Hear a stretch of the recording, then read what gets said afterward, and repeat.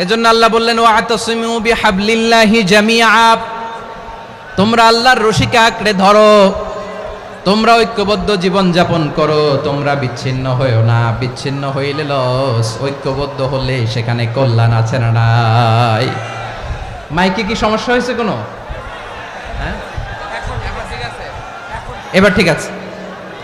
প্রিয় ভাইয়েরা, শেষ করে দেই না? তাইলে শেষ করে দিব তো। গত 2 দিন আগে এসে বসে আছেন, আর আমি আসার 20 মিনিটের মধ্যে উঠে যাচ্ছেন কেন? আর সহ্য হচ্ছে না? আর পারতেছেন না? হ্যাঁ, বসেন। যাদের খুব জরুরত তাদেরকে বের হইতে দেন।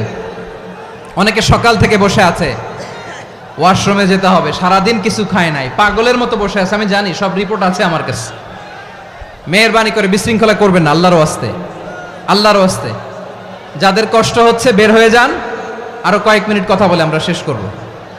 আল্লাহর ওয়াস্তে, আল্লাহর ওয়াস্তে বলার পরেও এরকম বিশৃঙ্খলা করা মোটেও কাম্য নয়। প্রিয় ভাইয়েরা, আল্লাহর ওয়াস্তে, এই শব্দটা কতবার ইউজ করেছি আমি, আল্লাহর ওয়াস্তে। আপনার বুক কাঁপে না? হ্যাঁ, ভয় হয় না আল্লাহর? একটু থামেন, একটু থামেন, মেহেরবানি করে, মেহেরবানি করে। এই তো, হ্যাঁ, মাশাআল্লাহ। আল্লাহর ওয়াস্তে প্রিয় ভাইয়েরা, ঐক্যবদ্ধ হতে হবে আমাদেরকে। আদেশটা কার? একটু আওয়াজ করবেন। ঐক্যবদ্ধ জীবন যাপন করতে হবে, আদেশটা কার?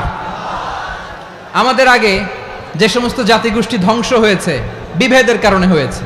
বিশ্বনবী বলেন, বুখারীর বর্ণনা, ফা ইন্নামা আহলাকাল্লাযীনা মিন ক্বাবলিকুম কাসরাতু মাসাইলিহিম ওয়া ইখতিলাফুহুম আলা আমবিয়াইহিম। তোমাদের আগে ইহুদি নাসারারা যারা ধ্বংস হয়েছে, আমার গজবে উপনীত হয়েছে, 2টা কারণ ছিল।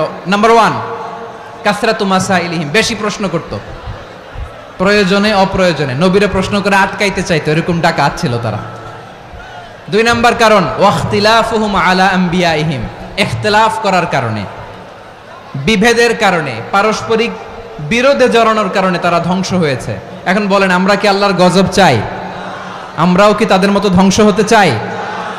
এজন্য আল্লাহ তাআলা সূরা আল ইমরানের 105 নম্বর আয়াতে বললেন, ওয়ালা তাকুনু কাল্লাযীনা তাফাররাকু ওয়াখতালাফু মিন বা'দি মা জাআহুমুল বাইয়িনাত ওয়া উলাইকা লাহুম আযাবুন আযীম। খবরদার, প্রমাণ পাওয়ার পরেও, দলিল নাজিল হওয়ার পরেও যারা বিরোধ করেছে, ইখতিলাফ করেছে, বিচ্ছিন্ন হয়েছে, খবরদার তোমরা তাদের মতো হয়ো না। যদি তাদের মতো হও তাহলে জেনে রাখো, ওয়া উলাইকা লাহুম আযাবুন আযীম, তাদের জন্য আমি মর্মন্তুদ শাস্তি প্রস্তুত করে রেখেছি। যারা বিচ্ছিন্ন হয়েছে, বিরোধ করেছে, তারা কারা? ইহুদি নাসারারা। এই আয়াতের তাফসীরে কাল্লাযীনা তাফাররাকু ওয়াখতালাফু, যারা বিচ্ছিন্ন হয়েছে, বিরোধ করেছে, তারা কারা? মুফাসসিরিন ইকরাম বলেছেন তারা ইহুদি নাসারারা। আওয়াজ করে বলুন তো, তারা কারা? ইহুদি নাসারারা। বিষ্ণু ঈসা ইসলাম সুনানে আবু দাউদ এবং তিরমিজির হাদিসে বলেন, ইফতারাকাতিল ইয়াহুদু আলা 71 ফিরকা, ইহুদিরা 71 দল হয়েছে। ইখতিলাফ করতে করতে কয় দল?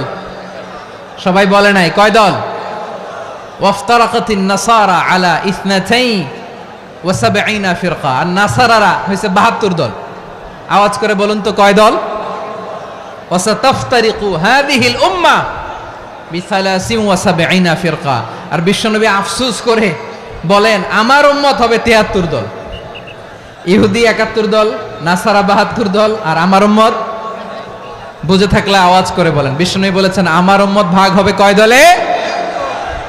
কুল্লুহা ফিন্নার, সব জাহান্নামে যাবে, ইল্লা ওয়াহিদা, একটা দল ছাড়া। সাহাবারা বললেন, মান হিয়া ইয়া রাসূলুল্লাহ, সে নাজাত প্রাপ্ত জান্নাতি দল কোনটা? আপনি কি আমাদের বলবেন না? আপনি মেহেরবানি করে একটু বলে দেন তারা কারা। বিশ্বনবী বললেন, মা আনা আলাইহি ওয়া আসহাবি, আমি এবং আমার সাহাবারা যেই মতের উপর, যেই পথের উপর আছে, এই মত এবং পথের উপর যারা থাকবে তারাই জান্নাতের দল হয়ে যাবে। যারা আমার মত, আমার সাহাবীর মত এবং পথকে অনুসরণ করবে তারাই জান্নাতে যাবে।